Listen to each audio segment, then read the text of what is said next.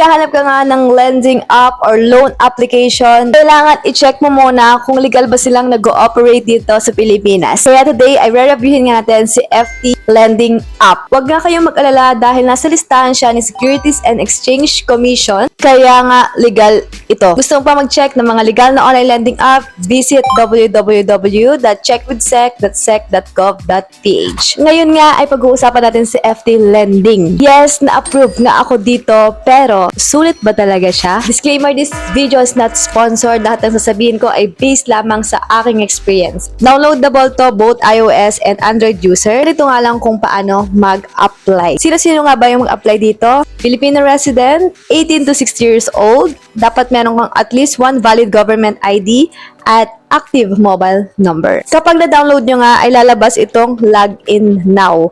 Sa login now, kailangan mo lang i-register ang iyong active mobile phone number at i-check mo lang yung I have read and agreed to the terms and conditions and private policy. Click mo lang din yung next step. Ito naman yung maganda sa kanya. Kailangan meron kang password para at least secure na din yung credit loan mo if ever na manghihiram ka dito. Sa step 1, ko na siya na-screenshot, nakalimutan ko. Pero dun sa step 1, guys, kailangan nyo lang ilagay yung basic information ninyo. Pangalan, middle name, address. Ano nga ba yung purpose ng pag-loan nyo? Para sa business use, para sa medical bills, electrical bills, at kung saan mo nga siya gagamitin. Educational level, dito yung primary, secondary, bachelor's, master's, and doctorate. Marital status, pili lang ka dyan, single, married, and ilang years mo na daw ba ginagamit yung phone number mo. Number of credit cards. Kung wala ka naman, i-0 lang yung ilalagay mo. Tapos dito sa last number of loan apps used.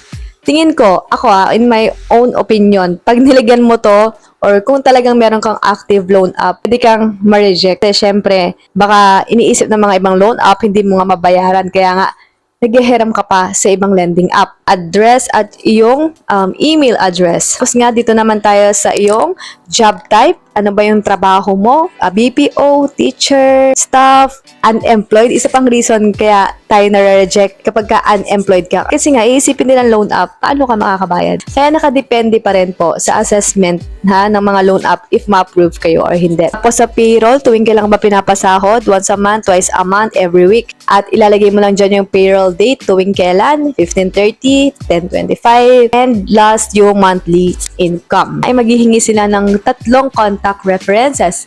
So, kailangan i-inform mo na lahat ng mga ilalagay mo dyan. Kasi syempre, pag di ka nila makontak, pag overdue ka na, or bago yung due mo, niniwala ko na tatawagan nila itong contact references mo. Ilalagay mo dito yung contact name, ano ba yung relasyon mo sa kanya, at yung cellphone number. Facial recognition. Don't cover your face with a hat. Cover your face. Alisin mo daw yung glasses mo kung nagsasalamin ka. At kailangan ma-recognize yung mukha mo. Rating mo dapat maaliwalas at keep the phone vertical. Identity information. Ito yung ID mo. Pipicturan mo lang to.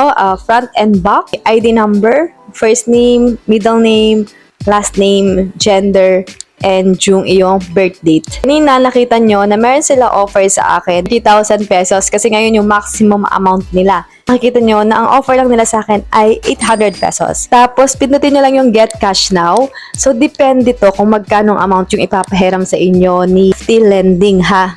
Makikita nyo na meron daw 190 days term. Pwede daw ako manghiram dito ng 300 pesos to 800 pesos. Papakita ko sa inyo yung kanyang loan summary. Term ko daw ay 15 days. Hindi siya 7 days. Pero, 15 days lang siya. Yung pangalawang term kasi nila, which is eto, kailangan ko daw bayaran ng January 17, 2027. Mawawala daw lahat ng utang ko pag nabayaran ko daw yung unang repayment term.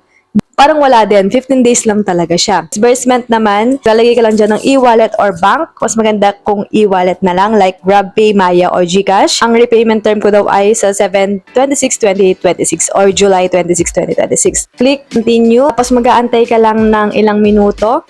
Kukuha mo na nga yung credit limit na pinaloan nila sa inyo.